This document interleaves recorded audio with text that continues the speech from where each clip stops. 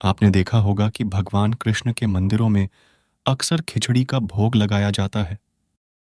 यहाँ तक कि उड़ीसा के पुरी में स्थित जगन्नाथ जी के मंदिर में भी भगवान को खिचड़ी का भोग लगाया जाता है। इसके पीछे भी एक कहानी है।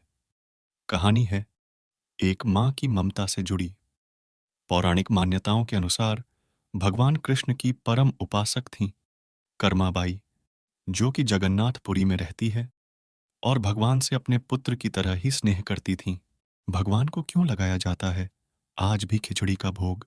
इसके पीछे कर्माबाई की ममता से जुड़ी ही कहानी है। आइए जानते हैं इसके बारे में विस्तार से। कर्माबाई एक पुत्र के रूप में ठाकुर जी के बाल रूप की उपासना करती थीं, उनका लाड दुलार करती थीं। एक दिन कर्माबाई की इच्छा हुई कि ठाकुर जी को फल मेवे की जगह अपने हाथ से कुछ बनाकर खिलाऊं। उन्होंने प्रभु को अपनी इच्छा के बारे में बताया।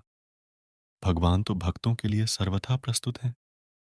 तो प्रभु जी बोले, माँ, जो भी बनाया हो वही खिला दो, बहुत भूख लगी है। कर्माबाई ने खिचड़ी बनाई थी, ठाकुर जी को खिचड़ी खाने को दे दी।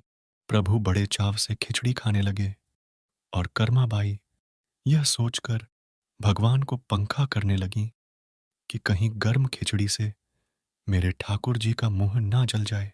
प्रभु बड़े चाव से खिचड़ी खा रहे थे और माँ की तरह कर्माबाई उनका पंखा कर रही थी। भगवान ने कहा, माँ, मुझे तो खिचड़ी बहुत अच्छी लगी, मेरे लिए आप रोज खिचड़ी ही पकाया करें, मैं तो यही आकर खाऊंगा। अब तो कर्माबाई रोज सुबह उठती और सबसे पहले खिचड़ी बनाती, बाकी सब कुछ बाद में करती थीं। भगवान भी सुबह सवेरे दौड़े आते और कहते, माँ, जल्दी से मेरी प्रिय खिचड़ी लाओ। खिचड़ी खाने का यह क्रम रोज का हो गया।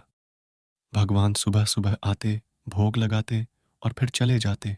एक बार एक महात्मा कर्माबाई के पास आए। महात्मा ने उन्हें सुबह सुबह खिचड़ी बनाते देखा तो नाराज होकर कहा, माता जी, आप यह क्या कर रही हो? सबसे पहले नहा धोकर पूजा पाठ करनी चाहिए, लेकिन आपक तो पेट की चिंता सताने लगती है। कर्माबाई ने बताया, क्या करूं? महाराज जी, संसार जिस भगवान की पूजा अर्चना कर रहा होता है वही सुबह सुबह भूखे आ जाते हैं।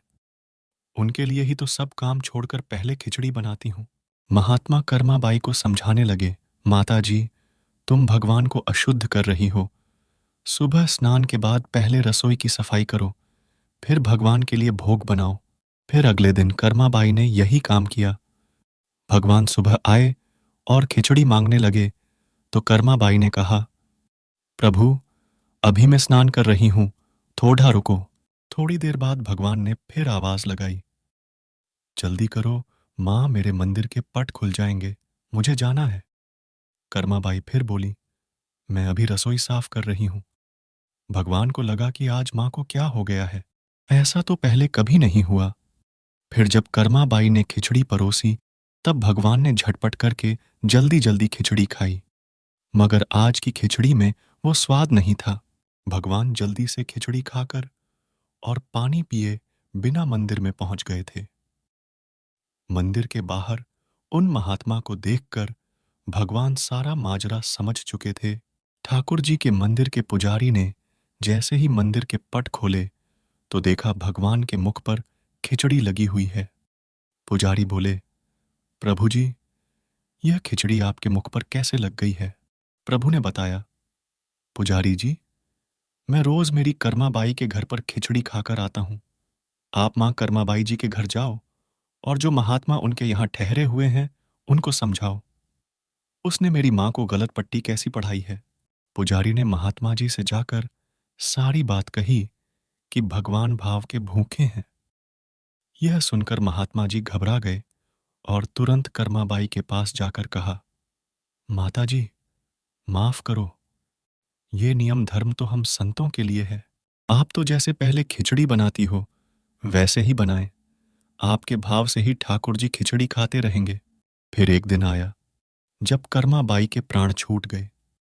उस दिन पुजारी ने मंदिर के पट खोले तो देखा भगवान की आंखों में आंसू हैं और प्रभु रो रहे हैं। पुजारी जी ने पूछा तो भगवान ने बताया, पुजारी जी, आज मेरी माँ कर्माबाई इस लोक को छोड़कर मेरे निज लोक को विदा हो गई हैं। अब मुझे कौन खिचड़ी बनाकर खिलाएगा? पुजारी ने कहा, प्रभु जी, आपको माँ की कमी महसूस नहीं होने देंगे। आज के बाद आपको सबसे पहले खिचड़ी का भोग ही लगेगा। इस तरह आज भी जगन्नाथ भगवान को खिचड़ी का भोग लगाया जाता है। मान्यता है कि यह कर्माबाई की ही खिचड़ी है। वीडियो अच्छी लगी तो लाइक सब्सक्राइब करके कमेंट में जय जगन्नाथ जरूर लिखें।